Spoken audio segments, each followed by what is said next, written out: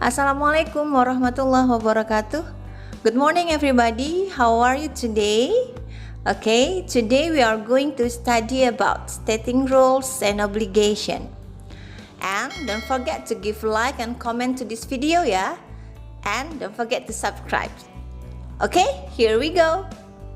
Before we start our lesson, let's say basmalah first. Bismillahirrahmanirrahim. Yes, to state rules and obligation. State rules means something we need to follow, atau sesuatu yang harus kita ikuti.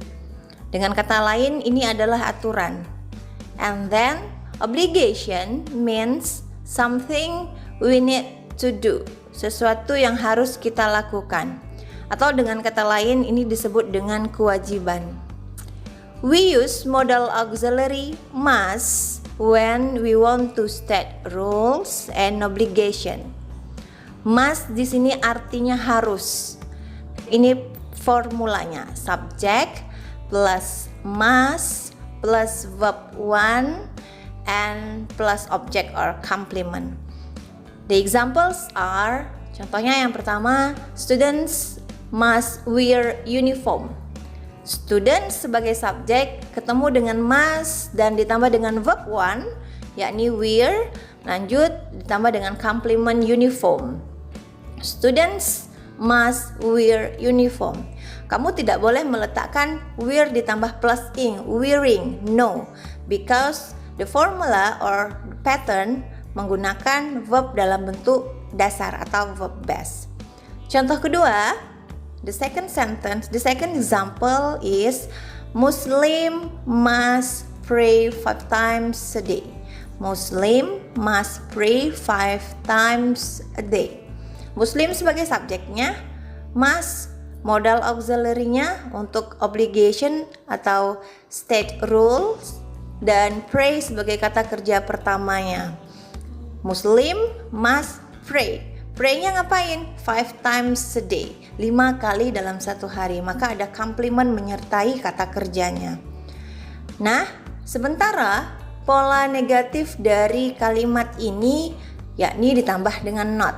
Must tadi ditambah dengan not, must not, yang artinya tidak boleh. Dengan rumus subject plus must not plus verb one.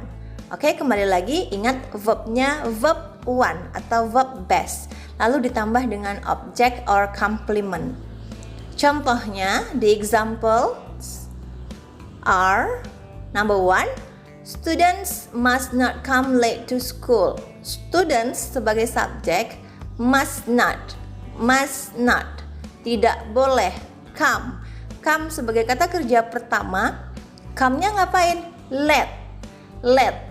Jadi come-nya come late. Kalau kita cuma mengartikan students must not come, itu belum jelas maknanya. Students tidak boleh hadir.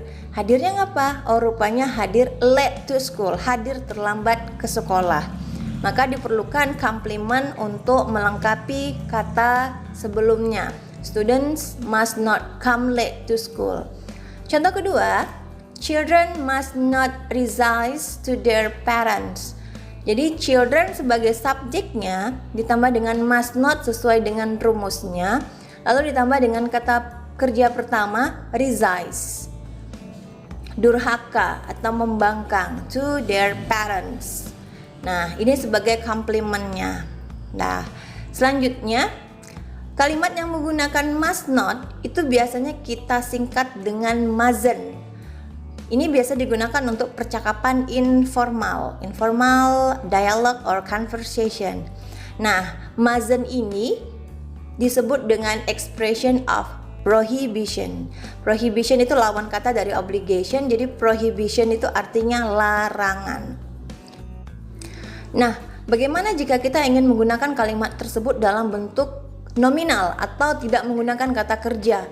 Maka ini hampir sama penggunaannya dengan penggunaan should yang kita pelajari di minggu sebelumnya, yakni menggunakan be sebagai pembantu dari modal auxiliary-nya. Subject plus must be plus adjective atau noun atau adverb ditambah dengan complement.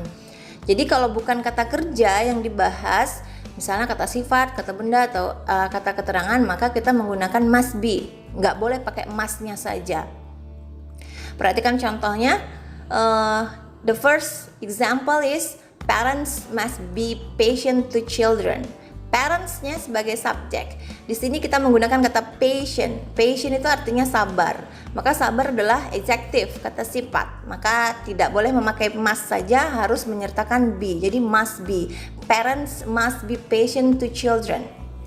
And the second example is you must be kind to your teacher. You must be kind.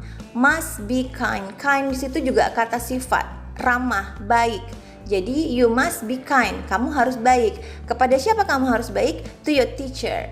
To your teacher. Ini sebagai pelengkap dari kalimat tersebut. You must be kind to your teacher. Maka kita memerlukan subjek ditambah rumusnya must atau must not atau tambah be, tambah kata kerja atau boleh kata sifat, kata benda, kata keterangan, lalu kita tambahkan dengan complement.